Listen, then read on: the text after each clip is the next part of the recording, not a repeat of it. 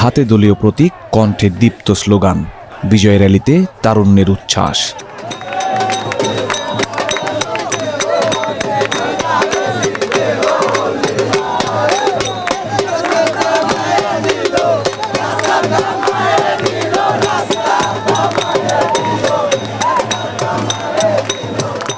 জুলাই অভ্যুত্থানের বর্ষপূর্তি উপলক্ষে বিএনপির এই র্যালিতে অংশ নিতে ৬ আগস্ট দুপুরের আগেই নয়াপল্টনে বাড়তে থাকে নেতাকর্মীদের পদচারণা। কেন্দ্রীয় কার্যালয়ের সামনে থেকে র্যালি শুরু হওয়ার আগে বক্তব্য রাখেন দলের শীর্ষ নেতারা। এ সময় ৫ আগস্ট সরকারের পক্ষ থেকে দেওয়া জুলাই ঘোষণাপত্রকে স্বাগত জানান তারা। বলেন, প্রধান উপদেষ্টার পক্ষ থেকে নির্বাচনের সম্ভাব্য সময় ঘোষণা রাজনীতির জন্য ইতিবাচক। নির্বাচনের তারিখ ঘোষণা হবে খুব শিগগিরই। আমাদের নতুন জুলাই ঘোষণাপত্র হয়েছে। সংস্কার আমাদের চেয়ারম্যান তারেক রহমান সাহেবের যে দৃষ্টিভঙ্গি ৩১ দফা, ৩১ দফা বাস্তবায়িত হতে চলেছে সংস্কারের মধ্যে দিয়ে। আসুন আজকে আমরা সেই শপথ গ্রহণ করি যে আমরা বাংলাদেশের সত্যিকার অর্থেই একটা সুখী সমৃদ্ধ বাংলাদেশ গড়ে তুলব।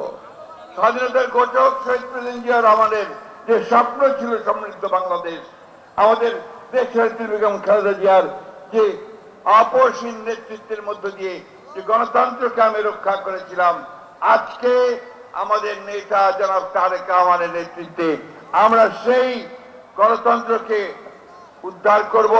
আমরা সমৃদ্ধ বাংলাদেশ নির্মাণ করব, সাম্য মানবিক মূল্যবোধ ও মর্যাদার একটি দেশ, একটা রাষ্ট্র আমরা তৈরি করব।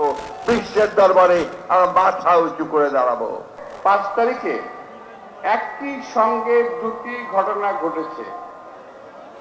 একটা হলো জুলাই ঘোষণাপত্র,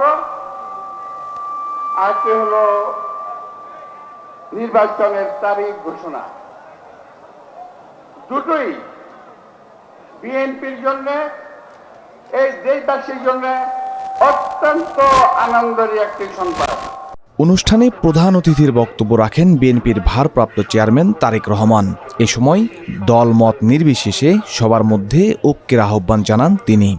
প্রিয় ভাই বোনেরা, প্রিয় রাজনৈতিক দলের সদস্যবৃন্দ, বিভিন্ন ইস্যুতে আমাদের মধ্যে ভিন্ন ভিন্ন মতভেদ থাকবে, কিন্তু সেই ভিন্ন মত নিরসনে আলোচনা হবে।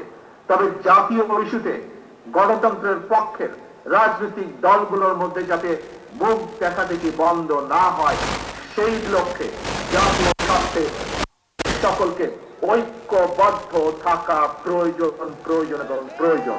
কারণ আমি বিশ্বাস করি জাতীয় স্বার্থে আমাদের সকলকে ঐক্যবদ্ধ প্রয়োজন।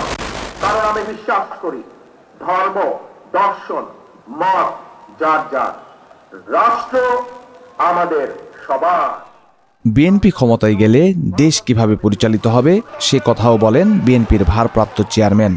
জনগণের রায় রাষ্ট্র পরিচালনার দায়িত্ব পেলে বিএনপি কি ধরনের রাষ্ট্র, সরকার এবং রাজনীতি পরিচালনা করবে, দলের পক্ষ থেকে ইতিমধ্যেই ৩১ দফার মাধ্যমে একটি রূপরেখা জনগণের সামনে আমরা উপস্থাপন করেছি।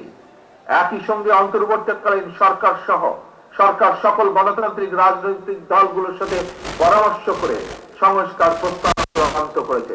তবে দেশ এবং জনগণের কল্যাণে এই সকল কর্মসূচি বাস্তবায়নের জন্য বিএনপি জনগণের সমর্থন এবং সহযোগিতা চায়।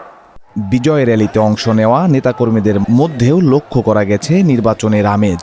ভোটের মাধ্যমে দেশকে এগিয়ে নেওয়ার আহ্বান তাদেরও।